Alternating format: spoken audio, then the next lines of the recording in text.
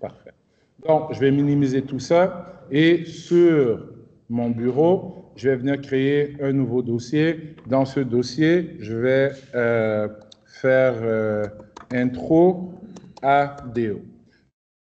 ADO, c'est le nom du namespace ou de la librairie qui contient toutes les classes de base qui permettent au .NET de se connecter aux bases de données. En réalité, il y a plusieurs niveaux d'accès aux bases de données en .NET. Il y a le ADO, l'étage plus haut, c'est le link, l'étage plus haut, c'est le Entity Framework. Donc, ici, on commence à parler d'ADO. En transactionnel 1, vous allez continuer en ADO et introduire le link. En transactionnel 2, donc transactionnel 1, c'est session 3, transactionnel 2, c'est session 4.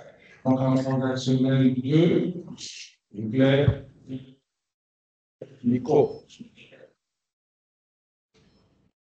Donc, en transactionnel 2, on va poursuivre le link et on va terminer avec le entity.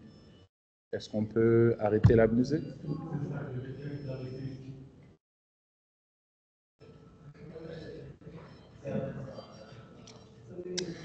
Donc, allons-y. Donc, je vais ouvrir Visual Studio.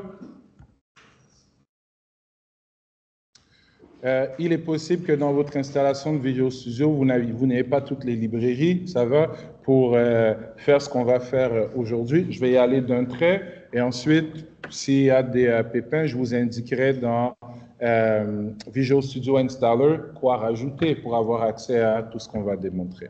Mais comme d'habitude, quand on démontre, je ne peux pas stopper à aller déboguer individuellement. Donc, l'idée, c'est de capter le schéma général, et ensuite on va pouvoir le pratiquer dans des exercices.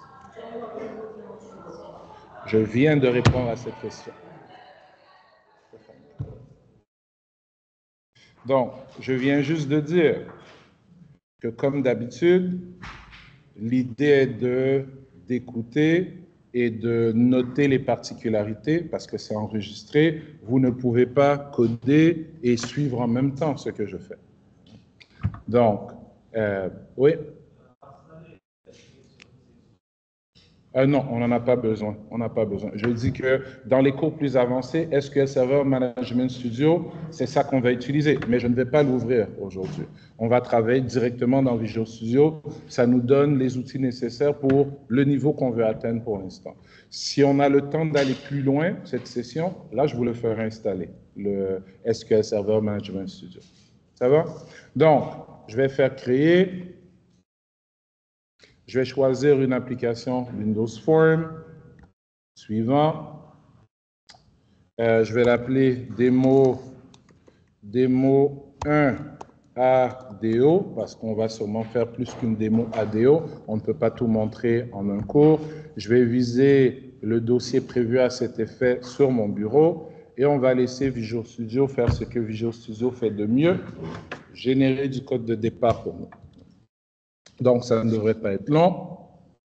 Donc, ici, on a un formulaire, tout ce qu'il y a de plus standard. Il n'y a rien de spécial ici. Donc, la première chose qu'on va vouloir faire, c'est aller créer notre base de données. Parce que si je veux être capable d'insérer dans la base de données, de récupérer ce qu'il y a dans la base de données, d'effacer des enregistrements, de modifier ce qu'il y a dans la base de données, encore faut-il qu'il y ait une base de données. Donc là, ce que je vais démontrer, c'est comment en C# se connecter à une base de données Microsoft SQL Server. Mais plus tard dans la formation, les sessions qui vont suivre, vous verrez comment faire du C# MySQL, C# Mongo, C# Oracle. Ça va? Mais une base de données est une base de données. Ça va? Donc, c'est le même SQL qu'on connaît déjà. Donc, ce que je vais faire dans mon arborescence de projet ici, sur le nom du projet, bouton droit, ajouter un nouvel élément, et on a plusieurs sous-sections qui s'offrent à nous. Moi, je vais cliquer la section données. Donc ici, j'ai peut-être plus de choses que vous, ou vous avez peut-être plus de choses que moi. Ça dépend de ce que vous avez coché lors de votre installation de Visual Studio. Normalement, vous devriez avoir ceci, base de données sur les services. Donc, si on sélectionne, excusez-moi, cette option-là et qu'on vient donner un nom ici, Ça, c'est le nom qu'on veut donner à notre base de données. Faisons une base de données d'étudiants.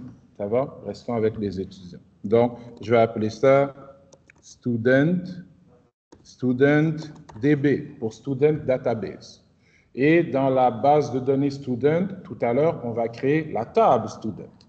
Donc, je vais faire ajouter et Visual Studio va générer une nouvelle section. Donnons-lui quelques secondes. Juste ici dans mon arborescence de projet. Donc, juste ici, on voit studentdb.mdf. Donc, MDF, c'est l'extension d'un fichier de base de données SQL Server, pour Microsoft SQL Server. Je ne peux pas faire ça, on l'a dit. Je ne vais pas arrêter vous déboguer individuellement, on l'a dit tout à l'heure. Guys, s'il vous plaît, suivez. Je viens de dire qu'il est possible que vous n'ayez pas sur vos machines toutes les options pour suivre ce que je suis en train de faire et que je vous amènerai en temps et lieu dans Visual Studio Installer pour cocher les choses supplémentaires. Présentement, vous n'êtes pas supposé faire, vous êtes supposé écouter parce que vous allez avoir cet enregistrement. Ce qui est une des choses que j'ai mentionnées en noir et blanc dans mes 4 instructions de mon MIO de la semaine dernière, je pense. Mais tu es pardonné. Donc, une fois que ce fichier apparaît, on va double-cliquer dessus. Et en double-cliquant dessus, ça va nous faire apparaître une nouvelle section ici qui s'appelle l'explorateur de serveur. Donc, je vais double-cliquer et voilà, j'ai l'explorateur de serveur. Parce que sur mon ordinateur, j'ai un serveur de base de données Microsoft SQL Server. Il a toujours été là, mais on n'y accédait pas. Et donc, dans ce serveur, j'ai ma base de données StudentDB. Ma base de données peut contenir des tables, des vues, des procédures stockées, des fonctions. Type, c'est parce qu'en base de données, il y a des types de données par défaut. Bit, varchar, etc. Mais on peut créer nos propres types de données. On peut même faire de l'orienté objet en SQL. On ne va pas se rendre là ici. Donc, moi, j'ai une base de données qui n'a aucune table.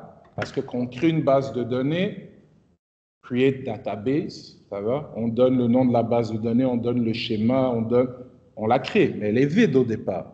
Ensuite, il faut la peupler de tables et ensuite relier ces tables avec des relations.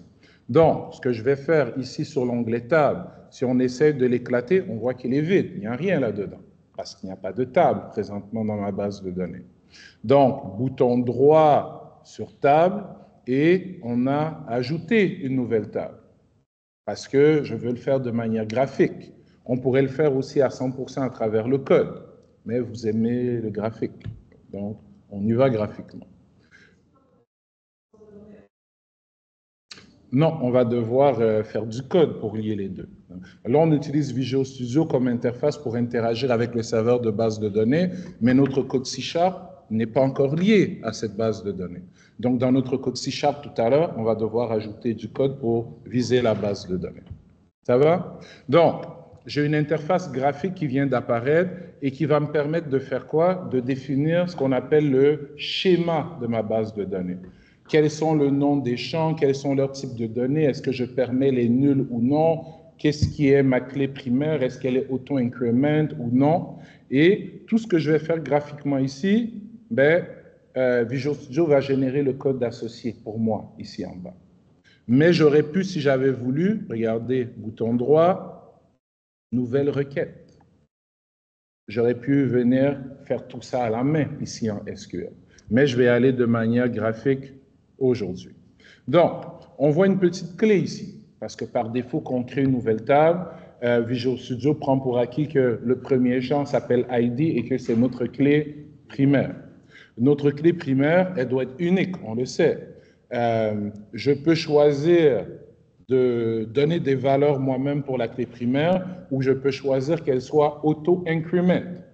Que chaque fois que j'ajoute un nouvel enregistrement, Visual Studio génère une nouvelle valeur qui est unique. Et c'est ce qu'on va faire ici pour nous sauver ce tracas-là. Donc, pour rendre ma clé primaire auto-increment, sur la colonne ici de la clé primaire, on a accès au panneau de propriété. Dans le panneau de propriété, on a ici, bon, on va se faire un peu plus d'espace, excusez-moi. On a juste ici, spécification de compteur. Je vais éclater ça, je vais le mettre à true. Quand on met ça à true, ça veut dire qu'on veut une clé primaire qui va être auto-increment.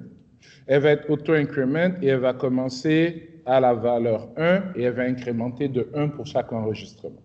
Ça va? Donc là, j'utilise du terme de base de données. Quand je dis enregistrement, c'est une nouvelle ligne, une nouvelle insertion. Ça va? Tout le monde est familier avec ce langage. Un champ, c'est une colonne. Un enregistrement, c'est une ligne. Ça va pour tout le monde? Donc, mon premier champ va être ID, ça va être c'est ma clé primaire de type integer, elle va être générée automatiquement et elle ne va pas accepter des nuls, de valeurs nulles. Ensuite, on va mettre le nom de l'étudiant. On va y aller avec, donc on a nvarchar, on a varchar. Entre parenthèses, on peut mettre un chiffre qui limite le nombre de caractères. Moi, je vais mettre ici, je vais mettre texte. J'ai dit, je vais mettre texte. Donc, texte, c'est équivalent à quoi? Texte, c'est un type de données spécifique à Microsoft SQL Server. C'est équivalent à quoi? À nvarchar max. Ça va donc le nombre de caractères maximum qu'on peut stocker dans un champ sur votre serveur de base de données. Ça varie d'un serveur de base de données à l'autre. C'est bon? Donc, je ne veux pas permettre les nuls parce que je veux absolument que chaque étudiant me donne son nom de famille, au moins. Ensuite, prénom. Donc, même chose, je vais mettre texte et on va aller ici avec, tiens, l'âge. Et l'âge, je vais mettre un integer tout simplement. Ça va? Présentement, si je laisse ça comme ça, ben, regardez le code qui a été généré. C'est le code SQL que vous avez appris à faire dans vos cours de base de données. Ça change légèrement. Pourquoi? Tout comme le français, il y a le français de France, il y a le français du Québec, qui n'est pas vraiment du français, mais c'est entre nous. Il y a le français de Belgique, il y a le français, peu importe, mais on a un français international. Donc, le SQL, il y a le SQL de base que tous les serveurs de base de données comprennent. Mais chaque manufacturier de système de gestion de base de données va rajouter sa petite variante. Parce que pour eux, c'est plus efficace. Ils vont ajouter des fonctionnalités supplémentaires qui n'existent pas dans le SQL de base. Donc, quand vous allez faire du Oracle, il y a le SQL de base sur Oracle, mais aussi ce qu'on appelle le PLSQL, qui est les fonctionnalités supplémentaires que Oracle a rajoutées au SQL. Quand on est dans Microsoft SQL Server, on a le SQL de base, mais on a une couche supplémentaire qui s'appelle le Transact SQL, qui est les fonctionnalités supplémentaires qu'on a rajoutées ici. Donc, pour certaines choses, comme définir les clés primaires, les index, on peut avoir des petites variations en syntaxe, mais c'est assez similaire. Ça va? Donc, ce qu'on me dit ici, c'est que je suis en train de créer une table qui va s'appeler table. C'est une très mauvaise idée, ça. Parce que table, c'est un mot-clé quand on fait create table. Donc, si je crée ma table comme ça, il va me laisser le faire. Mais quand je vais vouloir exécuter des requêtes sur cette table, ça va me générer des erreurs. Parce que quand je vais vouloir faire un select étoile from table, il va voir le mot-clé table dans une requête select, il va dire, mais ça ne marche pas. Le mot-clé table, c'est supposé être dans une requête create table. Donc, on va renommer notre table ici. Je vais la renommer comment? Je vais venir ici directement et on va l'appeler student avec un S. Parce que je veux mettre un S, parce que j'ai plusieurs étudiants dans ma table. Ça va? Good? Donc, j'ai mon schéma, j'ai le nom de ma table, mais elle n'est pas encore créée là. On est en mode design présentement. Juste ici en haut, on a mettre à jour. Je vais cliquer sur mettre à jour. Visual Studio Travail.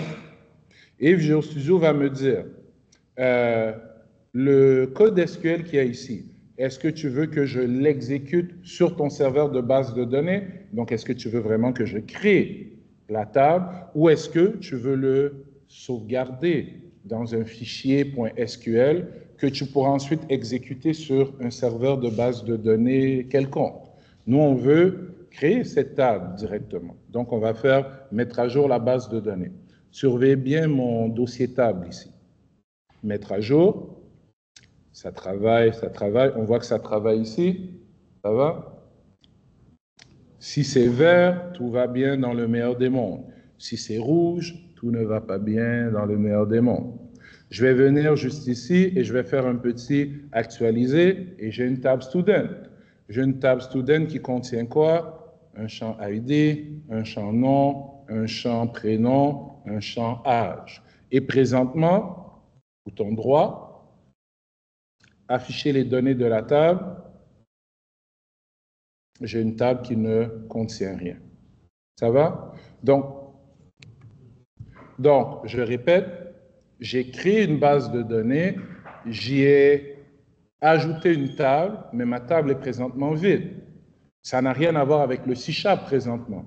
C'est juste que Visual Studio, à travers toutes ces fonctionnalités, nous permet aussi de nous connecter au serveur de base de données et de le manipuler.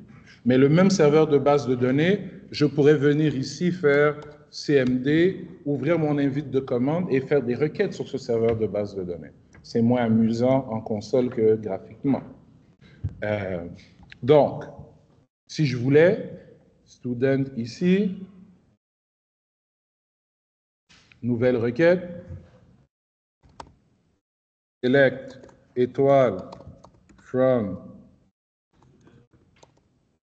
students, point virgule, on exécute et on n'a rien, parce qu'on n'a rien dans notre table présentement. Non, je n'ai mis aucune information, mon ami. On a créé la table, mais on n'a jamais inséré dans la table. Ça va? Insérons dans la table, manuellement, parce que tout à l'heure, on va vouloir insérer à partir d'un formulaire C#.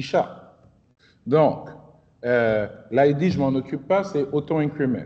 Donc, nom, Toto, prénom, Tata, âge, 18, premier enregistrement. Nom, Titi, Tutu, 21, Tatou, Tétu, 19. Donc, j'ai 3 enregistrements présentement dans ma base de données. On va faire un petit refresh. Ils sont toujours là. Si je ferme cette page-là et je reviens exécuter ma requête de tout à l'heure, ils sont là. Ça va? Si je ferme et si je viens le faire graphiquement, afficher les données de la table, ils sont là. Donc, on voit que vraiment, je suis en train d'interagir avec un serveur de base de données qui est sur mon ordinateur, sur mon laptop. Ça va? Si présentement, vous étiez dans un cours de PHP, vous pourriez, à partir de votre code PHP, qui est de la programmation côté serveur, vous connecter à cette base de données. Si vous étiez en train de faire votre cours de Node.js, ça, c'est les cours que vous faites en 3e session. Vous pourriez, à partir d'une autre, vous connecter à cette base de données, etc., etc. En Python, on peut se connecter à cette base de données. Mais là, on est en PO, donc dans une application Windows Form, on va se connecter à cette base de données. Ça va? Oui. Pour mettre l'ID en auto-increment, c'est lorsqu'on est dans le mode définition de la table, juste ici, lorsqu'on sélectionne la clé primaire, parce que regardez, au fur et à mesure que je navigue sur mes différents champs, j'ai les propriétés pour chacun des champs. C'est bon? Donc, si je suis sur la clé primaire, ici, on a spécification de compteur qu'on peut éclater, et si on met true, ça veut dire que notre clé primaire est auto-increment. Ça va pour tous? Good? OK. Donc, ma base de données, elle existe, c'est magnifique. Là, je veux m'y connecter à partir de mon application C# et je veux récupérer les informations qui se trouvent dans cette base de données pour les afficher pas dans un text box, pas dans un message box. On aimerait les afficher dans un grid view. Mais pour afficher dans un grid view, ça nous prend quoi? Ça nous prend une liste d'objets, ça va? Donc, ça nous prend donc une classe student. Donc, on voit le lien avec comment on est en train de passer de récupérer d'un fichier texte pour afficher dans un grid view à récupérer d'une base de données pour afficher dans un grid view. C'est bon? Donc, ce qu'on va faire, je vais aller dans mon formulaire, juste ici, et, bon, pas dans mon formulaire, bouton droit, ajouter un nouvel élément, je vais aller dans code, et c'est une classe qu'on va ajouter. Et on va créer la classe quoi? La classe student, avec l'attribut ID, nom, prénom, âge. Donc, chacun des attributs de notre classe student va mimiquer chacun des champs de notre table student. Donc, si j'ai 20 enregistrements student dans ma table student, je vais finir avec 20 objets dans mon array list de student. Chacun des objets va contenir l'information d'un des enregistrements. Ça va pour tous? Okay. Donc, c'est ce qu'on va essayer de mettre en application. Donc, student.cs, parce que c'est une classe C#, OK? Et public. Et donc, on a déjà appris comment créer des classes en faisant private, int, ID, point virgule, et ensuite le constructeur, les getters, les setters, et c'est toujours valide ici. Je pourrais faire ça, mais je veux en profiter maintenant qu'on sait comment créer des classes de manière standard pour vous montrer une méthode un peu accélérée. Donc, on sait que chacun des attributs privés qu'on créait était associé à un getter ou un setter, à une propriété. Donc, je vais vous montrer ce qu'on appelle les propriétés automatiques. Ça permet d'accélérer la création d'une classe. Regardez bien. Prop, tab, 2 fois, ça ressemble à une propriété, ça, non? On a le type de retour, on a get, set. Donc, moi, ce que je veux ici, c'est ID. Quand je laisse get comme ça va retourner quoi par défaut? Ce qu'il y a dans l'attribut ID, qui a été généré automatiquement pour moi. Quand je fais set ici, ça va faire quoi? Ça va modifier par défaut ce qu'il y a dans l'attribut ID, qui a été généré automatiquement pour moi. C'est bon? Ça, c'est un autre avantage, c'est que ça va me permettre de ne plus avoir besoin de créer plein de sortes de constructeurs différents. Parce qu'avec cette technique, on va pouvoir créer un student en lui passant dans l'ordre qu'on veut les différentes informations. Je vais pouvoir passer dans le constructeur l'ID suivi du prénom suivi du nom, ou le nom suivi du prénom suivi de l'ID. Si je ne passe rien, il y a des valeurs par défaut qui vont être passées automatiquement. Donc, ça nous sauve beaucoup de travail en réalité. Ça va? Donc, je vais rapidement, prop. Ensuite, on a le nom qui est une string. Et je vais mettre, vous savez quoi? Non. Suivi de prop, encore une fois, string, qui est le prénom. Je vais juste mettre, je vais mettre pré, ça va être moins long à écrire tout à l'heure. Et je vais mettre prop, qui est l'âge. C'est bon pour tout le monde? Oui? Il faut faire attention. Ici, est-ce que ce sont des attributs ou des propriétés que je viens de créer? Les propriétés sont toujours publiques. Donc, c'est pour ça que c'est public. Si je les mets privées, elles ne seraient pas accessibles. Par contre, là, à l'écran, on ne voit pas les attributs. Pourquoi? Ça s'appelle des propriétés automatiques parce que les attributs ont été créés automatiquement. Ils sont donc cachés, on ne les voit pas. Ça va? Tout le monde comprend ce qui vient de se passer? Vous pouvez dire non, mais ne restez pas là avec les yeux vides et me dire dans 3 semaines, monsieur, ça marche comment? Donc, je répète la question. Est-ce qu'on comprend ce qui vient de se passer? On peut dire oui ou on peut dire non. Si on dit non, je vais réexpliquer autrement. Si on dit oui, on avance. À main levée, s'il vous plaît. Oui. Non.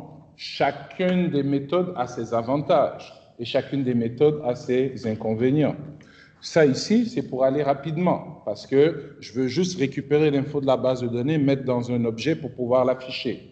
Mais si je voulais faire de la validation, est-ce que j'ai mis une règle de validation ici présentement? Non. Si je voulais faire du formatage, est-ce que j'ai mis une règle de formatage? Non. Donc, je vous donne différents outils à utiliser dans différents contextes.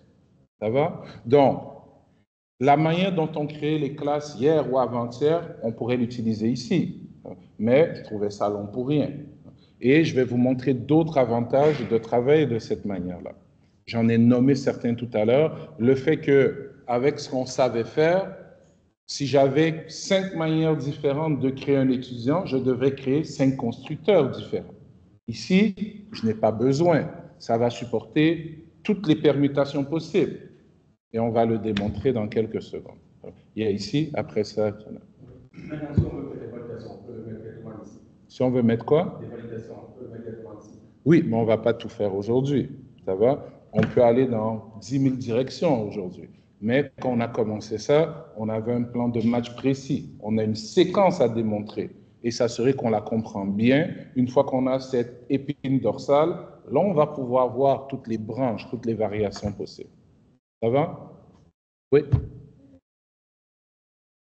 On crée les propriétés et les attributs sont générés automatiquement pour nous.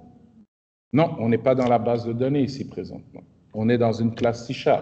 On a choisi de nommer nos propriétés de la même façon que les champs dans la base de données. Pourquoi? Parce que chaque champ de chaque enregistrement va venir remplir chaque attribut de chacun de nos objets de type étudiant.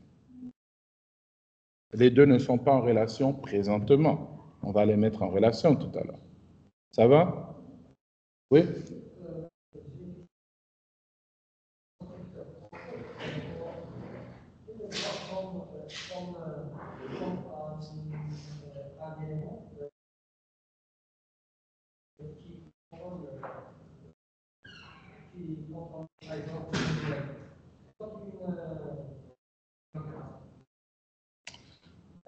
Le constructeur, tout ce que c'est un mécanisme qui nous permet de fournir les valeurs de départ qu'on veut mettre à l'intérieur de notre objet. C'est tout ce que c'est.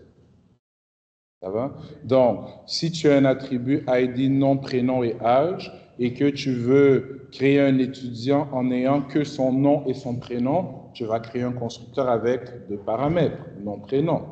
Si tu veux créer un étudiant en donnant tous les paramètres, tu vas créer un autre constructeur avec les 4 paramètres.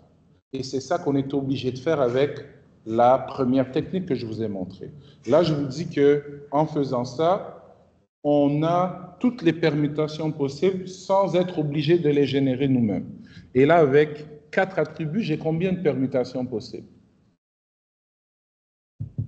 On en a plus que 4. Je peux rien ne passer en paramètre. Je peux passer seulement l'ID, seulement le nom, seulement le prénom, seulement l'âge. Je peux passer l'ID et le nom, l'ID et le prénom, l'ID et l'âge. On en a. Avec 4 bits, vous avez combien de combinaisons possibles?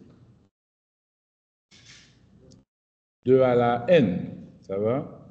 N étant le nombre de bits. On a 16 combinaisons possibles. J'ai 16 permutations possibles ici. Pourquoi je vous parle de bits? Si je prends chacun de mes attributs ici comme étant un bit, 0, 0, 0, 0, c'est quand je ne passe aucun paramètre. 1, 0, 0, 0, c'est quand je passe juste l'ID. On comprend l'idée? 1, 1, 1, 1, c'est quand je passe les 3 informations. Donc, si j'utilise cette logique, j'ai 16 permutations possibles. J'ai le temps, moi, de créer 16 constructeurs. On a d'autres choses à faire.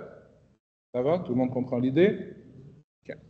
Donc, on a notre classe. Maintenant, avant de l'utiliser avec la base de données, Comprenons d'abord comment cette nouvelle syntaxe nous permet d'initialiser des variables de type student.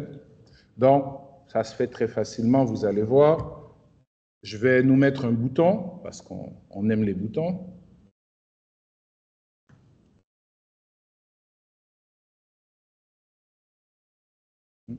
Et tout ce que je vais faire dans mon bouton, donc, student, c'est la classe qu'on vient de créer.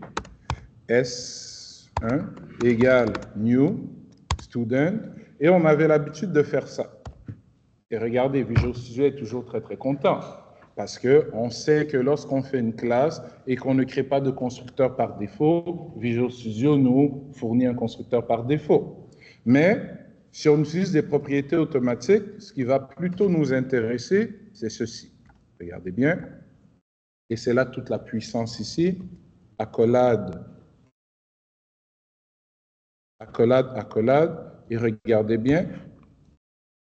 Tout le monde voit ce qui est au tableau? ID, âge, nom, prénom. Si j'avais un constructeur et j'avais mis l'ID en premier, le prénom, le nom, là, je serais obligé de les donner dans cet ordre-là. Mais regardez, moi, si je décide de venir écrire prénom en premier, égal, je vais donner un prénom.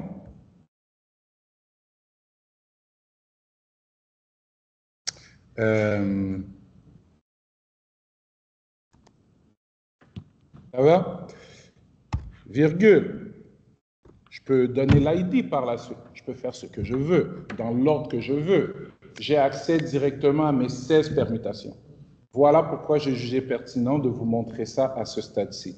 D'autant plus que, je vous ai dit, ADO, premier niveau, Link to SQL, deuxième niveau, Entity Framework, troisième niveau d'accès aux bases de données en .NET. Mais le Link et le Entity utilisent ça comme syntaxe. Ça va? Pourquoi? À cause des avantages qu'on est en train de voir.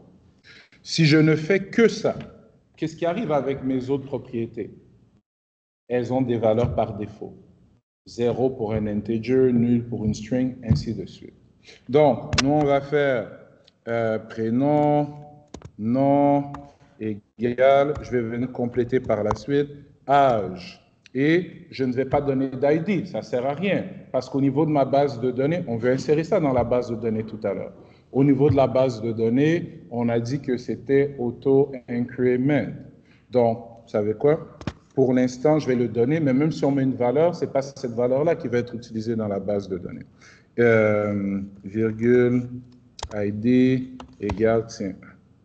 Je vais revenir, tiens, ailleurs, tiens. Et, présent. Voilà, on vient de créer un objet. Et ce que je vais faire pour prouver que ça crée vraiment un objet, de la même façon qu'on crée un objet il y a quelques semaines, int a, 0, point virgule, je vais mettre un point d'arrêt ici, je vais lancer l'exécution.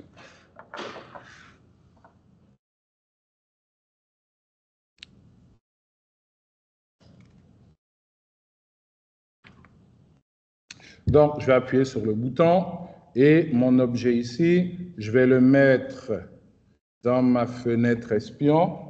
Tout le monde voit dans la fenêtre espion ici.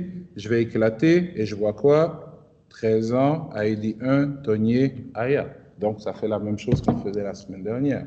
On a juste gagné en temps parce que c'est plus rapide à coder et gagné en flexibilité parce que d'un seul coup, on a accès à toutes les permutations possibles de constructeurs.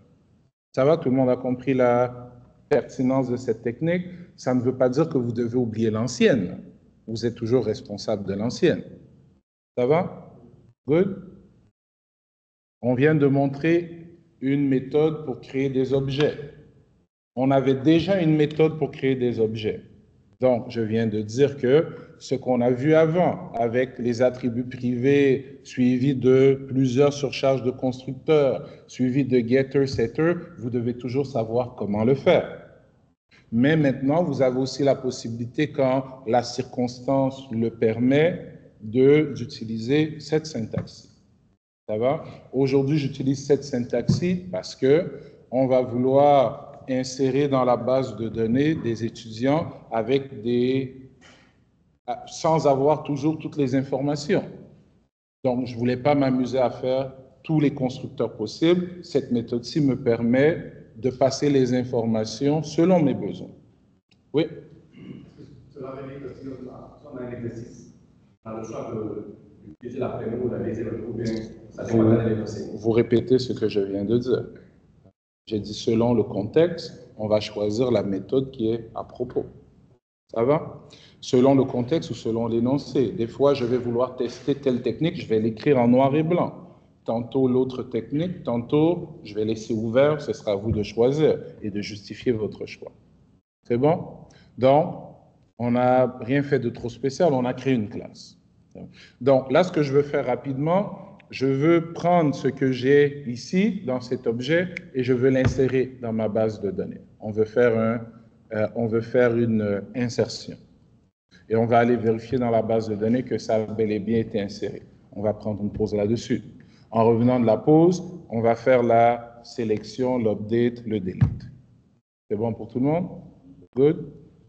Ou vous préférez prendre une pause avant qu'on revienne se connecter à la base de données? Moi, ça ne me dérange pas, j'ai plein d'énergie. C'est vous qui manquez d'énergie. On prend une pause? Ça va? OK. Donc, écart, prenons une quinzaine. C'est bon? Donc, pardon, E5, prenons une quinzaine, donc revenons à E20, s'il vous plaît. Donc, je stoppe cet enregistrement et on va en relancer un autre par la suite. Attends une petite seconde.